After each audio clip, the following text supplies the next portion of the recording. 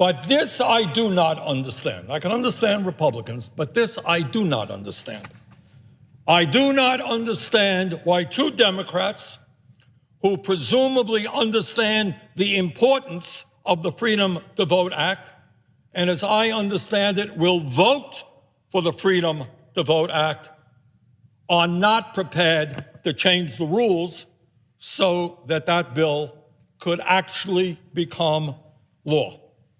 That I do not understand. If you think this bill makes sense, and if you're worried about the future of American democracy, and if you're prepared to vote for the bill, then why are you wasting everybody's time and not voting for the rule change that allows us to pass the bill? You know, it's like inviting somebody to lunch, putting out a great spread, and saying you can't eat. It's a very Bernie Sanders analogy there. Yes. And I like what he said, although you could say, is it helpful? Bernie Sanders, he was great, it was fiery, he's right to call them out. Is it helpful to have him delivering a powerful message that is about how he doesn't understand it when the reasoning behind it is there? Would it not be better to, I understand he's a senator and Bernie Sanders will call out people more than a lot of people, but even he has a limit. He's not going to say they are fundamentally corrupt. They do not give a damn about any of their constituents. They're independently wealthy and likely to become more wealthy. They don't care about any of this. Every word they say is a lie. I think that that is true, but Bernie Sanders clearly is not going to say that on the floor of the Senate. No, and I think we've talked about this exact thing before. You know, I commend Bernie for going up there. You know, obviously forgot the comb, love it. Old Bernie just getting mad, yelling. You got all the spreads, you got the all different kinds of mustards, and you know I love mustard, but I can't eat it. How dare you? You know, I love that. But I just feel like he really likes mustard. But you're right that like, if and when either Bernie Sanders or Joe Biden call out and actually talk about some of the moneyed interests, you know, whether it's the business lobbies in behind the scenes with Kyrsten Sinema trying to get her, to, you know, like the National Retail Business Association, whatever the hell it was, trying to get her to tank the BBB, you know, whether it's coal companies and Joe Manchin, there is a fear. There is this invisible line that they will not cross because they are afraid. I don't think Sanders is afraid of himself getting his, you know, finances checked up on because the guy's pretty much an open book. I think he's afraid that he will lose some of those other senators that you've been talking about who are maybe being sort of on the fence. And yeah, they take corporate donations. Yeah, they take fossil fuel donations. And yeah, they're kind of worried about the climate stuff and the BBB and whatever. You know, obviously this is not the BBB. This is voting rights. It is different.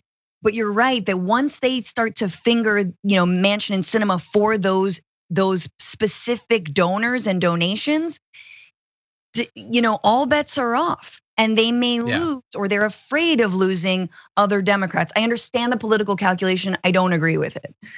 Yeah, I agree. I think we understand that. I want to give you just two more responses to what happened. One, a good one, oh, prepare for your blood to boil. But the first, good. Corey Bush says the legacy of Jim Crow is alive and well in 2022.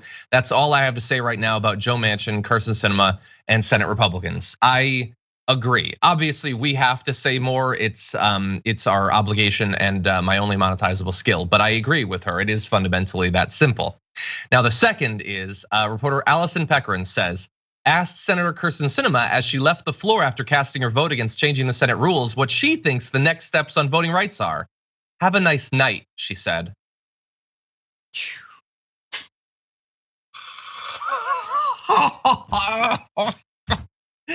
Oh, it's a good thing that we are way more reasonable than the other side. Is that better or worse than the thumbs down to keep you impoverished for the rest of your life despite working multiple jobs? I will leave that up to individual audience members to decide, but yeah, we've said nothing about. Her step is F around, and she is effing around. Oh my God, go sell your like Hot Topic brand for women in their 50s. Just go sell your like weird makeup line that with, go away, go build a brand, sell your supplements. We don't want you in the Senate anymore.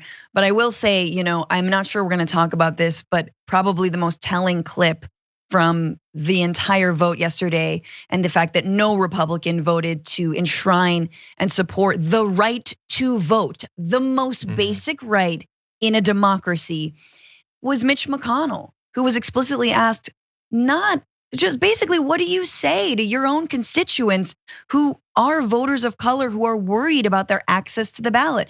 And he's like, well, that is an unfounded worry, because African Americans, whatever his disgusting droopy face is, he's like, African Americans, which that wasn't necessarily the question, voted the same rates as white. No, he didn't say, excuse me, as Americans. African Americans voted the same rate as Americans. That's all you need to know. Why are we even talking about critical race theory? Mitch McConnell is his own walking critical race theory petri dish, saying that basically there's a distinction between Americans and African Americans. Thanks, buddy.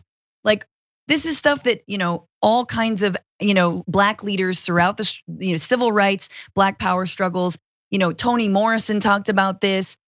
Malcolm X has talked about this, that white Americans do not see black Americans as American, period. That's why there's hyphens, Asian Americans, African Americans, you gotta have a hyphen. That's all you need to know. That's all you need to know. I agree.